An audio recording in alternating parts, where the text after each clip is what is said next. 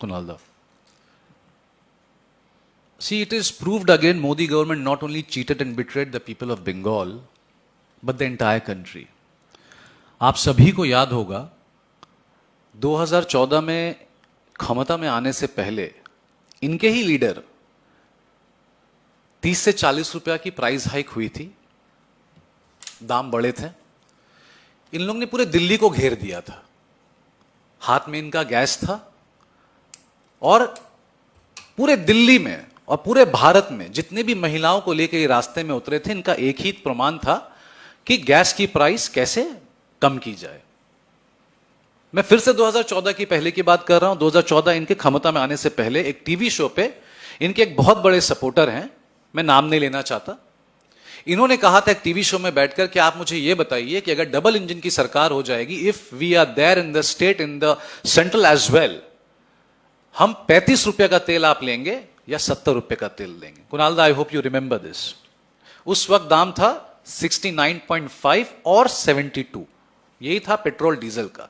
और एक बहुत बड़े चैनल में यह कहा जा रहा था, यह लोगों को बताया जा रहा था कि आप मुझे यह बताइए कि आप 35 रुपए का तेल लेना चाहते हैं कि 70 या 72 रुपए का तेल लेना चाहते हैं। आप मोदी सरकार को वोट दीजिए और मोदी सरकार पावर में आने के बाद आप सबको 35 रुपए का तेल देगा। आपको यह समझना बहुत जरूरी, we have to understand this when we are talking about the price hike of petrol and diesel.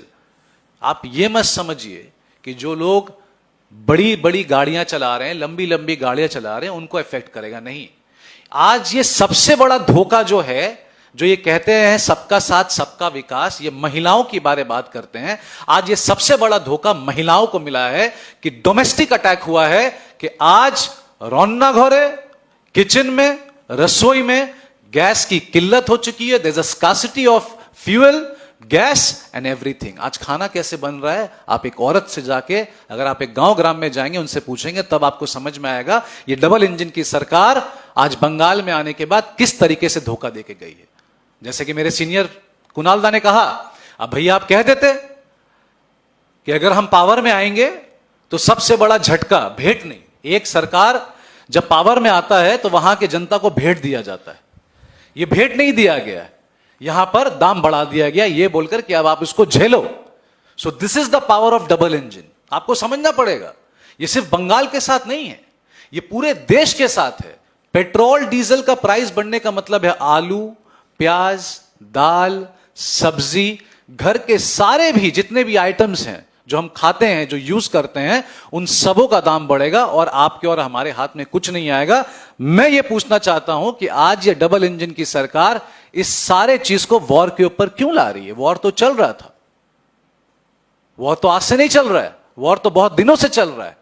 और आप कहते हैं कि भाई हमारे पास we are trillion dollar country, हमारे पास बहुत पैसे हैं, हमारे पास रखने की जगह नहीं है। एक बीजेपी का नेता यह कहता है कि आप, मुझे तो यह नहीं पता हम पैसा को रखे कहां। तो जब आपको यह नहीं पता है कि आप पैसा को रखना कहां चाहते हैं, तो कम से कम आप लोगों तक वो बांट दीजिए। आज ये 3 रुपए बढ़ा दिया है, जाहिर सी बात है कल 5 रुपए बढ़ेगा। So this is a challenge coming from double engine सरकार। This is what they were waiting for, that let me enter Bengal and then you will see what we will do for you. But what, आज क्या हुआ? आज session में इतनी बड़ी बड़ी बात करने के बाद ये वापस से फटकार, वापस से मार, आज ये गरीबों के ऊपर, बंगाल के ऊपर और इंटायर पूरे इंडिया के ऊपर, पूरे देश के ऊपर ये पड़ा है।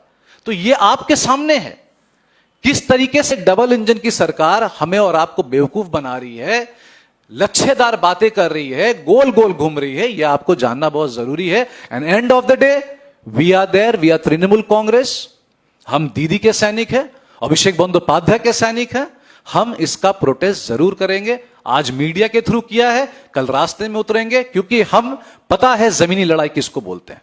थैंक यू कुणाल दा।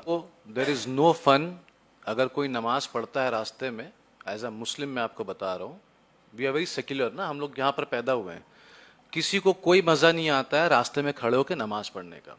400-350 स्क्वायर फीट का एक फ्लोर होता है, G+2 मस्जिद है, वहां पे जब 5 वक्त की नमाज होती है तो आपको कोई रास्ते में तो नहीं मिलेंगे।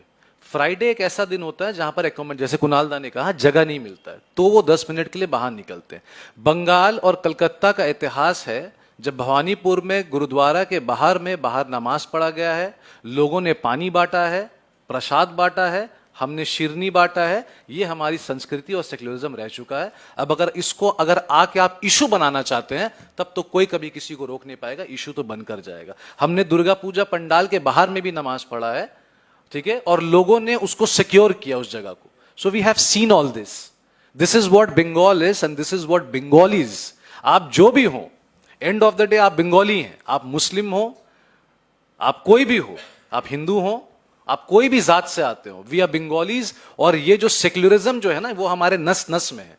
मगर इसको अगर आप पॉलिटिकल एंगल दोगे, इसको अगर आप कम्युनलिज्म के हिसाब से देखोगे, इसको आप बताओगे कि चलो एक पिकनिक करते हैं, वहां जाके मार काट करेंगे, ऑब्वियसली अगर आप इंस्टिगेट करोगे, अगर आप प्रोवोक करोगे, दोनों तरफ के लोग जो हैं वो लड़ाई करेंगे। पर ये हमने बचपन से क्यों नहीं देखा?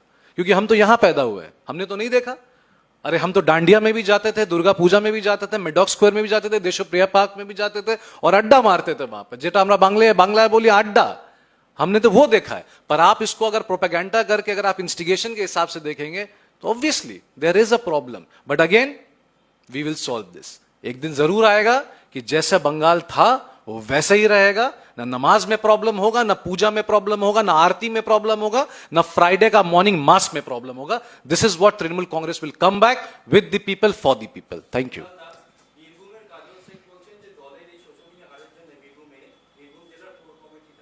বলতে পারবো না, এটা ওখানকার যারা বলছেন এটা দলের অভ্যন্তরীণ বিষয়, কোনো মন্তব্য করবো না।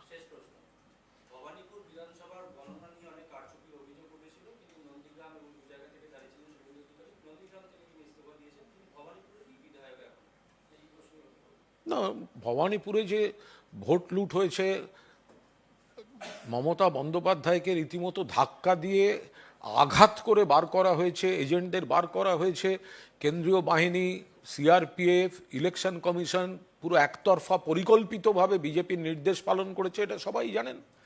এবার কোনো ব্যক্তি যদি দু জায়গায় যেতেন, তিনি কোনটা রাখবেন কোনটা ছাড়বেন সম্পূর্ণ তাঁর ব্যাপার। Thank you.